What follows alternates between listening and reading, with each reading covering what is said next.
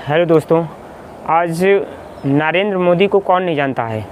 बच्चे से लेकर बड़े तक, बड़े से लेकर बूढ़े तक भारत का हर एक व्यक्ति नरेंद्र मोदी को जानता है। आखिर कुछ तो बात होगी नरेंद्र मोदी में, कुछ तो ऐसी खासियत होगी नरेंद्र मोदी में जिन्होंने प्रधानमंत्री बनने तक का सफ़र जारी किया।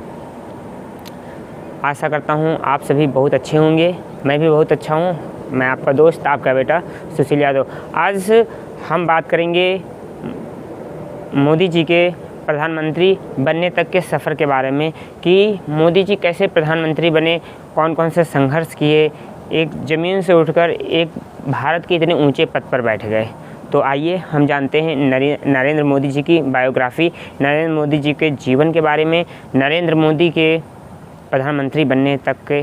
मोदी जी का जन्म 17 सितंबर 1950 को गुजराती परिवार में हुआ था। गुजरात के महेसाना ज़िले के वडनगर गांव में हुआ था। मोदी अपने सभी 6 भाई बहनों में तीसरे नंबर पर थे। मोदी के पिता श्री दामोदर दास मूलचंद्र वडनगर के ही रेलवे स्टेशन पर चाय बेचते थे और बचपन में नरेंद्र मोदी भी उनके साथ में चाय बेचने में उनकी मदद किया करते थे। मोदी ने अपनी स्कूली शिक्षा वडनगर में ही पूरी की। उनके अध्यापक बताते हैं कि वो एक सामान्य विद्यार्थी थे, लेकिन भाषण देने में वो बहुत ही प्रतिभाशाली थे। मोदी जब सिर्फ 8 वर्ष के ही थे तभी वो राष्ट्रीय सेवा संघ यानी आरएसएस से जुड़ गए थे और प्रतिदिन आरएसएस की शाखाओं में जाना भी शुरू कर दिया, जहां मोदी की मुलाकात लक्ष्मण राव ईमानदार से होती है, जो बाद में मोदी के राजनीतिक सलाहकार भी बन जाते हैं। जब मोदी सिर्फ 13 साल के ही थे तब उनके माँ बाप ने उनका विवाह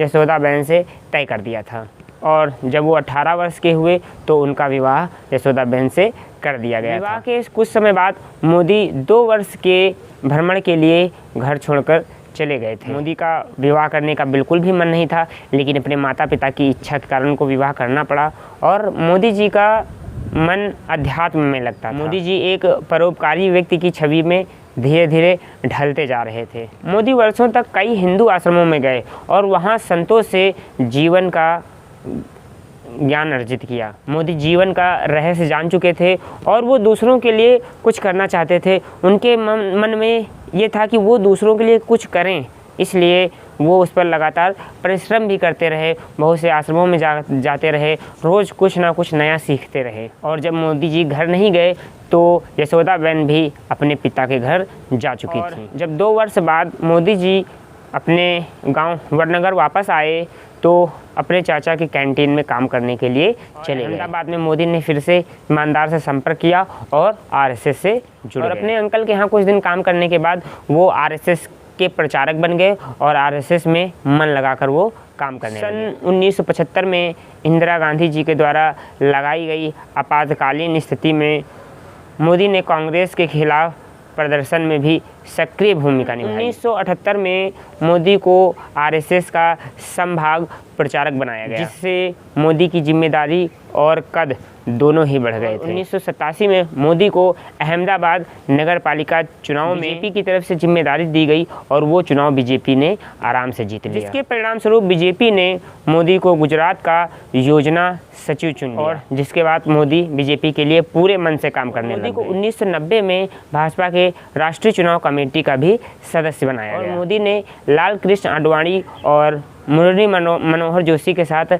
रथ यात्रा में भी मोदी की बनाई योजना बीजेपी के लिए काम कर रही थी। मोदी की देखरेख में बीजेपी 1998 का विधानसभा चुनाव जीत जाती है और केशुभाई पटेल मुख्यमंत्री बनते हैं और जिसके फलस्वरूप मोदी का प्रोत्साहन कर उनको महासचिव बना दिया जाता है। 2001 में केशुभाई का स्वास्थ्य बिगड़ जाता है और 2001 में ही भुज में भारी भूकंप आने के बाद वहाँ की स्थिति भी खराब हो गई। बीजेपी के राष्ट्रीय सदस्यों ने नए मुख्यमंत्री बनाने की घोषणा की, जिसके फलस्वरूप मोदी को गुजरात का मुख्यमंत्री चुन लिया गया। 2001 में पहली बार मोदी ने मुख्यमंत्री पद की शपथ ली 7 अक्टूबर को और राजकोट से चुनाव लड़कर 14,728 वोटों से जीत। फिर 2002 में गोधरा की घटना और जिससे मोदी सरकार ने बहुत सख्ती के साथ, जिसके फलस्वरूप मोदी पर बहुत से गंभीर आरोप। इसके बाद 2002 में मोदी के नेतृत्व में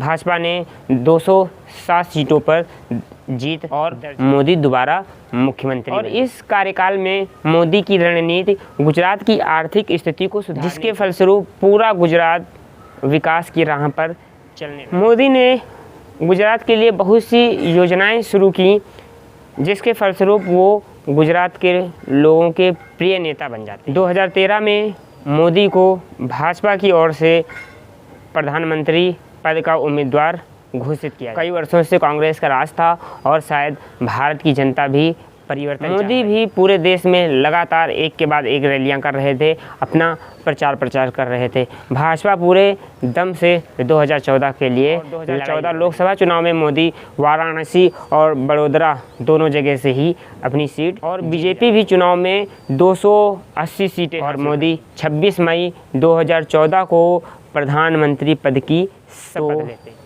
साथियों, ये थी मोदी जी के प्रधानमंत्री बनने तक का सफ़र, जो मैंने बहुत ही संक्षेप में आपको बताया है। अगर आप मोदी जी की पूरी कहानी सुनना चाहते हैं तो प्लीज़ कमेंट करके बताइए।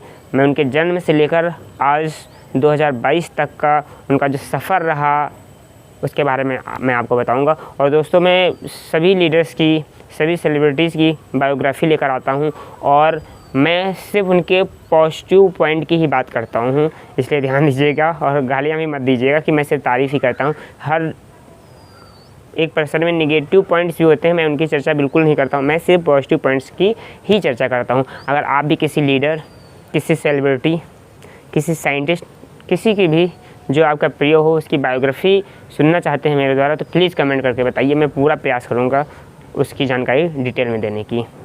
धन्यवाद। Thank you.